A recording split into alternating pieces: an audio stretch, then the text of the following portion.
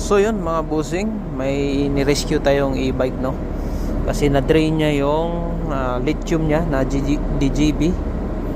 Ayaw na mag-charge. Ngayon, i-bypass natin.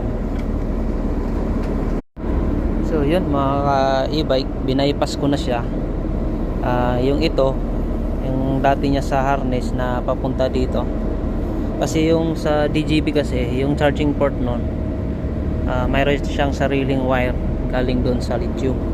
So mga 10 minutes lang siguro, basta umabot lang siya doon sa may kahit 60 69, kasi ito drain na drain 58 na lang kaya binaypass na natin para mag charge siya ulit. So nag charge na siya.